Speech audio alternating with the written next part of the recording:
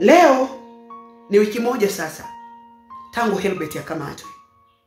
Mpaka leo hii yuko maabusu pale Chang'ombe, Temeke. Amekamatwa wiki nzima, hajui kosa lake ni nini. Ila jeshi la polisi wanaendelea na uchunguzi. Kwa kosa gani haijulikani. 2, polisi inatakiwa wakae na mtuhumiwa ndani ya masaa 24 au amepelekwa mahakamani. Lakini kwa Helbeth wiki nzima bado anaendelea na uchunguzi, hajapelekwa mahakamani, haijulikani kosa lake ni lipi, na bado amenyimwa dhamana. Katika nchi hii kisheria kabisa, ni kosa gani ambalo linaruhusu mtuhumiwa akashikiliwa wiki nzima mkawa mnamchunguza tu hata dhamana yusi? Ni kosa gani ukiondoa uhaini? Ni kosa gani? Je, Helbeth na yeye alikuwa pamoja na Tundu Lissu, naye ni mhaini? Na yeye anakosa kama la Tundu Lissu la uhaini.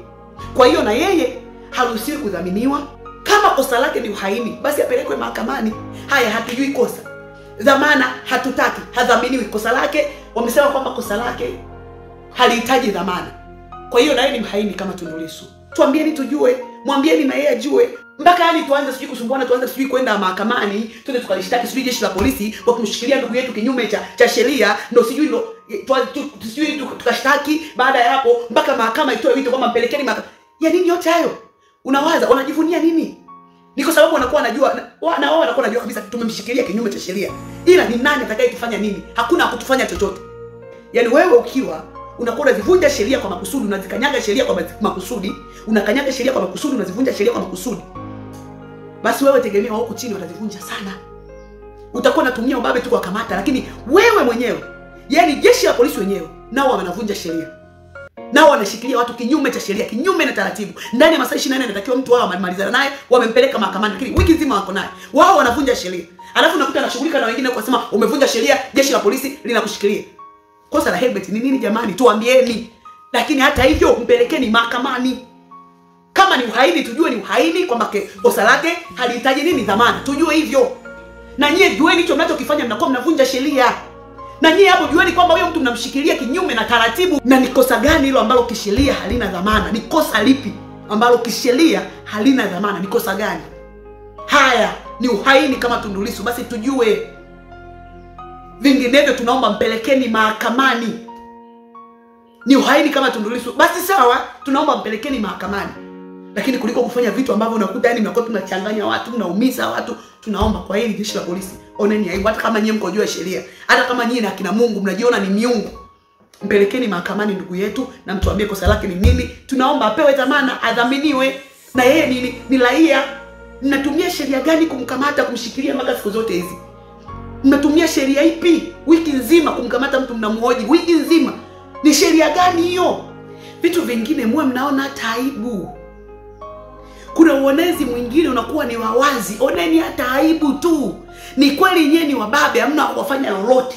Nyie mko juu ya sheria, ni kweli polisi mko juu ya sheria, ndio maana mnakuwa na uwezo wa kumshikilia yoyote siku zozote mnazotaka na kumpeleka mahakamani muda wowote. Si ndio? Sawa. Na sisi tunakiri kweli nyie ni wababe, mna uwezo wa kumfanya yoyote lolote lile mnalotaka nyie. Lakini vitu vingine mwe mnafanya hata kwa kuona aibu tu. Oneni aibu. Nyie mkijifanya ni watu ambao mnakuwa mnadili na watu ambao mnasema wamevunja sheria, na nyie wenyewe mnakuwa mnavunja sheria kwa makusudi kabisa. Wiki nzima kumshikilia mtu kinyume na sheria ambaye hatujui kosa lake. Hajui kosa. Hamjapeleka mahakamani na mnasema kosa lake halina dhamana. Ni kosa gani hilo ambalo halina dhamana? Oneni aibu basi kuwashikilia watu kinyume na sheria. Oneni aibu kuwaumiza watu waziwazi. Oneni aibu basi kuwatawala watu kibabe. Kuwafanyia watu ubabe hadharani. Ubabe kabisa wa wazi. Oneni aibu basi vile vitu ambavyo vinakuwa vinajulikana. Oneni aibu jeshi la polisi, oneni aibu. Kwa hili oneni aibu.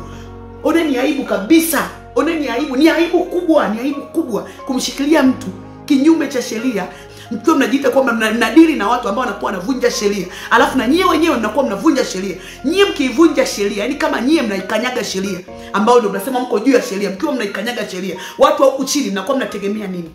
Kama nyie wenyewe tu mmeshindwa kufuata sheria, nyie wenyewe tu sheria imewashinda kwa kuifuata. Amekosea, ni kweli, hatukatai. Kosa gani? Mtu tunapoenda kumkamata, sinatakiwa mwe mmejua kosa lake. Amekosa nini? Tunakukamata uko chini ya ulinzi kwa kosa hili hapa. Haya, ili kosa lina dhamana, basi dhamana yako hii hapa. Halina dhamana, basi mpelekeni mahakamani, mahakama ikaamue amekosa nini. Lakini mpaka leo mtu yuko mikononi mwenu, mnamshikilia kinyume cha sheria kabisa, kinyume cha sheria mmemshikilia. Haya, tunaomba dhamana, hatutaki, kosa lake halina dhamana. Ni lipi hilo kosa ambalo amelifanya? Haya, basi mpelekeni mahakamani sasa. Tunaomba ndugu yetu mpelekeni mahakamani. Mmemshikilia kwa sheria ipi ambayo inawaruhusu kukaa naye siku zote hizi mlizokaa naye? Kwa uchunguzi gani? Mmemkuta na nini? Labda mmemkuta na nini? Kwa kosa gani ambalo unafanya mmshikilie wiki nzima? Wiki nzima mnafanyaga uchunguzi, wiki nzima. Oneni aibu. Huu ni uonevu wa wazi kabisa, jeshi la polisi. Huu ni uonevu wa wazi kabisa. Oneni aibu, oneni aibu, oneni aibu.